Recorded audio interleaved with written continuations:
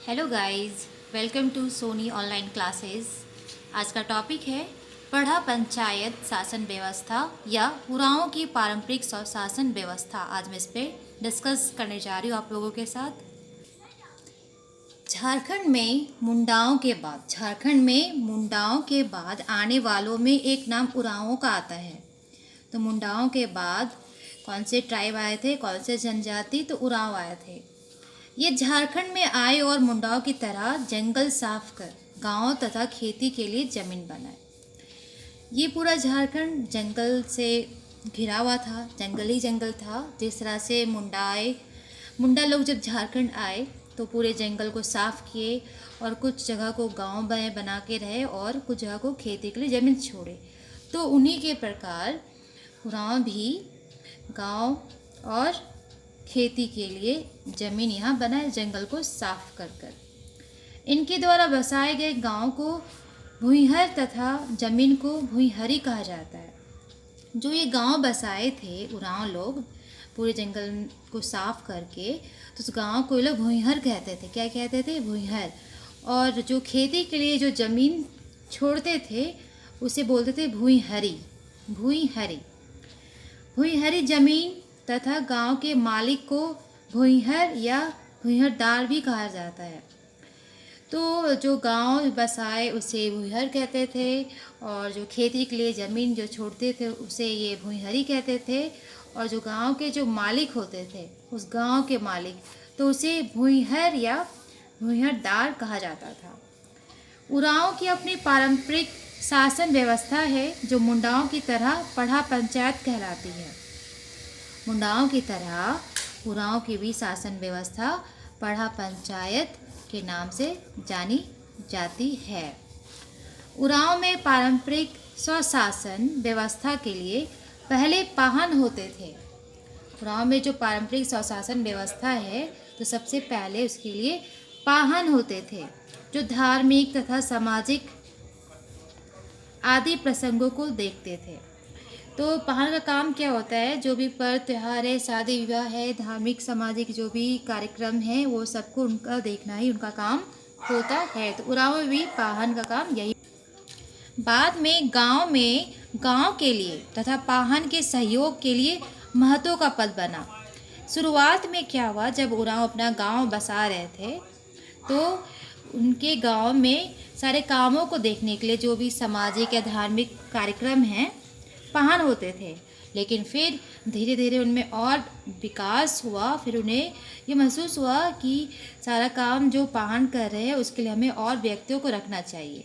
तो पाहन के सहयोग के लिए, क्योंकि पाहन पे तो ज़्यादा बोझ हो गया ना कामों का, इसलिए उसके हेल्प के लिए और गांव के विकास के लिए फिर एक पद बनाया गया जिस पद का नाम था महतो। इस तरह आरंभ में पाहन तथा महतो गांव के अनुभवी बड़े बूढ़ों के साथ पंचों द्वारा गांव का संचालन तथा निर्णय होते थे। में क्या था, उरांव में जो ये पढ़ा पंचायत है, जो ये उनका शासन व्यवस्था है, इसमें सारी चीज़ों का निपटारा, निर्णयों का संचालन करना, इसका देख रेख जो काम है वो पाहन और महतो के द्वारा किया जाता था। उरांव में जो पारंपरिक स्वशासन जो व्यवस्था के स्तर है वो 3 प्रकार के हैं। ग्राम स्तर, पढ़ा स्तर और थर्ड है पढ़ा दीवान स्तर। ग्राम स्तर जिसमें आते हैं महतो, मांझी, पाहन, बेगा, पढ़ा राजा, पढ़ा दीवान, ग्राम प्रधान, ये सब ग्राम स्तर के अंतर्गत आते हैं। गांव स्तर, इसमें गांव स्तर पर हर गांव का एक प्रधान होता है, क्योंकि कोई भी पंचायत है वो एक गांव से तो मिलकर बनती नहीं है। 5 से लेकर 22 तक के गांव आसपास होते हैं और उन्हें मिलाकर एक पंचायत बनाया जाता है। तो गांव स्तर जो है इस पे क्या होता था, हर गांव का एक प्रधान होता था, जो हेड होता था उसी को महतो कहा जाता है। तो हर गांव के स्तर पे एक गांव का किसी एक अनुभवी व्यक्ति को प्रधान बनाया जाता था, उस प्रधान को ही महतो कहते हैं। तो महतो का काम क्या होता था, तो गांव का वो प्रमुख व्यक्ति होता था। इसकी इम्पोर्टेंट जितनी गांव में होती थी कि वो गांव से रिलेटेड जो भी निर्णय लेना होता था वो निर्णय लेता था। और गांव के जो प्रमुख व्यक्ति होते थे, महतो भुइहर कुल का होता था। जो महतो होता था, हर गांव का एक व्यक्ति होता था प्रमुख प्रधान, जिसे महतो कहा जाता है, और वो भुइहर कुल का होता था। जिन लोगों ने गांव को बसाया था, जो लोग गांव बसाए थे, उन्हें भुइहर कहा जाता है। तो महतो भुइहर कुल का ही होता था। और इसके अधीन में, महतो के अधीन में प्रशासन, न्याय, संपर्क पदाधिकारी के कार्य होते थे। मांझी, नेक्स्ट जो इसमें है पद मांझी का। तो मांझी वो महतो का सहयोगी होता था। मांझी जो था उसे महतो के सहयोगी के रूप में रखा गया था। मांझी महतो के हर पंचायती आदेशों को गांव वालों तक पहुंचाता था, यानी मैसेंजर का काम करता था। हर गांव का जो प्रधान होता था उसे महतो कहा जाता है। और महतो की सहयोग के लिए मांझी का जो पद है, मांझी का पद, वो इसका सृजन किया गया था। जिसका काम था कि महतो ने गांव के लिए जो भी निर्णय। नेक्स्ट जो पद है पाहन का। तो पाहन का काम क्या होता था? तो ये पाहन जो हम पुजारी से कहते हैं, तो पाहन का काम धार्मिक अनुष्ठान, पर त्योहार, शादी विवाह, ये सब कार्यों को देखना इनका कार्य होता था। ये पाहन खुद का होता था। ये पाहन खुद का होता था। जैसे महतो भुइहर खुद का होता है, उसी तरह पाहन भी खुद का होता था।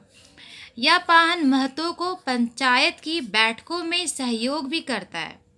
तो पाहन का काम सिर्फ धार्मिक अनुष्ठान, पर त्योहार, शादी विवाह, इन्हीं कार्यों को देखना ही नहीं होता था। इनके साथ साथ पाहन का काम होता था कि महतो जो भी पंचायत के लिए बैठक के लिए लगाए हैं, बैठक होती थी, तो उसमें सहयोग भी करता था। पाहन को पहनई जमीन दी जाती। ये पहनई जमीन क्या है? पहनई जमीन का मतलब कि पाहन को वैसी ज़मीन जो गांव के तरफ से दी जाती थी, ताकि वो अपना जो भी धार्मिक अनुष्ठान है या पर त्योहार है, उससे रिलेटेड जो भी खर्चा अगर निकालना है या अपना खर्चा निकालना है, तो वो इस पहनई ज़मीन से ही पाहन निकालता था। अगर पहनई ज़मीन एक बार अगर दान कर दिया गया पाहन को, यानी पुजारी को, तो उस पर कोई अपना दखल नहीं दे सकता था, क्योंकि वह ज़मीन पाहन की हो जाती थी। जिसके कारण उसके ज़मीन को, दी गई ज़मीन को, दान में दी गई ज़मीन को पहनई ज़मीन कहा जाता है। नेक्स्ट पद है बेगा। तो ये भी पाहन का ही सहयोगी होता था। महतो का सहयोगी मांझी होता था, पाहन होता था, और पाहन का सहयोगी बेगा। नेक्स्ट पद है पढ़ा राजा। तो 5, 7, 11, 21 या 22 गांवों को मिलाकर पढ़ा पंचायत बनता है। तो पढ़ा पंचायत चाहे वो 5 हो या 7 हो या 11 हो या 21 हो या 22 हो, इतने सारे गांवों को मिलाकर जो पंचायत बनता है उसे पढ़ा पंचायत कहा जाता है। इसके भी 3 स्तर थे। ये जो पढ़ा पंचायत है 3 स्तरों में बटा हुआ था, क्योंकि एक ही स्तर कोई संभाल नहीं सकता है ना, इसलिए से 3 स्तरों में बांटा गया था। जैसे नीचे स्तर, बीच स्तर, सर्वोच्च स्तर। नीचे तथा बीच के जो फैसले का निपटारा ना होने पर सर्वोच्च पढ़ा पंचायत अंतिम निर्णय देता है, जिसका पालन किया जाता है। तो ये जो पढ़ा पंचायत 3 स्तरों में इसलिए बांटा गया था ताकि काम अच्छे से किया जाए। और जब नीचे और बीच के स्तर जब इस काम को अच्छे से नहीं कर पाते थे, उनसे जब ये काम नहीं हो पाता था, कोई वो फैसला नहीं ले पाते थे, किसी समस्या का समाधान नहीं निकाल पाते थे, तब ये जो स्तर है आखिरी वाला सर्वोच्च स्तर, जिसे सुप्रीम कोर्ट की तरह दर्जा दिया गया है, तो वो यहाँ चले जाते थे निर्णय। और वहाँ पे जो निर्णय लिया जाता था, जो फैसला किया जाता था, तो सारे प्रजा यानी गाँव वाले लोगों को उसका पालन करना पड़ता था। निचले और बीच के पढ़ा पंचायत के पदाधिकारी पढ़ा राजा के गांव की संख्या के साथ कहा जाता है। नेक्स्ट पद है पढ़ा दीवान। तो पढ़ा दीवान क्या है? सभी पढ़ा राजाओं से ऊपर पढ़ा दीवान होता है या सर्वोच्च पदाधिकारी होता है। तो ये पढ़ा पंचायत है, इसके सर्वोच्च जो पदाधिकारी है वो पढ़ा दीवान होते हैं। यह एक सुप्रीम कोर्ट की तरह ही कार्य करता है। नेक्स्ट जो पद है वो ग्राम प्रधान। तो तो हर गांव का एक प्रधान होता है जो गांव के मामलों को देखता और फैसला करता है। इसके साथ पंचों में गांव के अनुभवी बड़े बूढ़े भी सहयोग के लिए रहते हैं। कोई भी जब फैसला लिया जाता है तो एक दो आदमी के लेने से तो होता नहीं है, इसलिए हर गांव के लिए एक प्रधान बनाया गया है और गांव के मामलों को देखता है। जैसे गांव में अगर चोरी हो गई, मारपीट हो गई, झगड़ा हो गया या किसी की शादी विवाह कराना है, कोई भी गांव से रिलेटेड अगर कुछ भी फैसला लेना है, निर्णय लेना है, तो वो गांव का प्रधान इस मामले को देखता था। और इसके साथ जो पंच होते थे और पंच जो अनुभवी बड़े बूढ़े जो गांव में बुजुर्ग होते हैं ना, उन्हें ही बनाया जाता था, उनके सहयोग के लिए रहते हैं।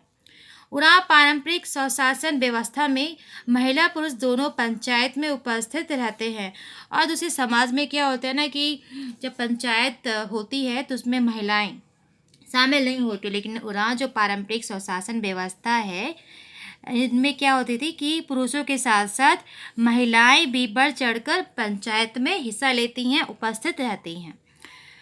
उरांव की पारंपरिक शासन व्यवस्था में पढ़ने वाले गांव में एक को पढ़ा राजा गांव कहा जाता है। उरांव की जो पारंपरिक शासन व्यवस्था है तो उसमें एक गांव को पढ़ा राजा गांव कहा जाता है।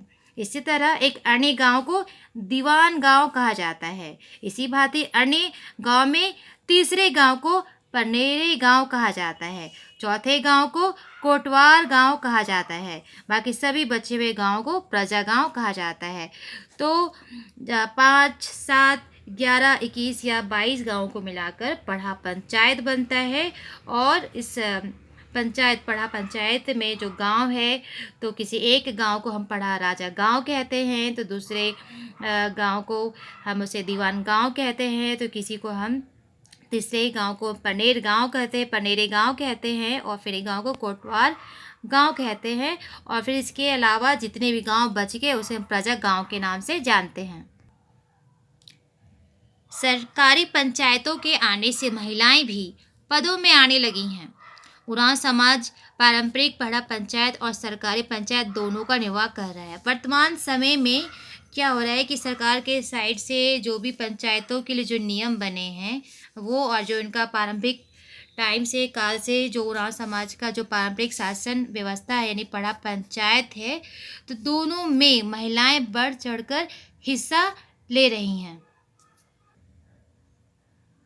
सो गाइज, पढ़ा पंचायत शासन व्यवस्था यही है। जो उनकी पारंपरिक स्वशासन व्यवस्था है उसे हम पढ़ा पंचायत के नाम से जानते हैं। जो 5, 7, 11, 21, 22 ऐसे गाँव को मिलाकर एक पंचायत बनता है जिसे हम पढ़ा पंचायत के नाम से जानते हैं। और मुंडाओं के बाद जो झारखंड में आए हैं वो उरांव है, और उरांव की जो पंचायत व्यवस्था है उसे ही पढ़ा पंचायत के नाम से जानते हैं। और ये भी मुंडाओं की तरह ही पहले झारखंड में आए और जो जंगल से भरा हुआ ये झारखंड था तो जंगल को साफ़ किए, काट कर साफ़ करने के बाद कुछ जो जगह है जिसमें ये लोग बस गए, जिसे गांव कहा जाता है, और कुछ जगह ये लोग खेती करने के लिए ज़मीन छोड़ दिए।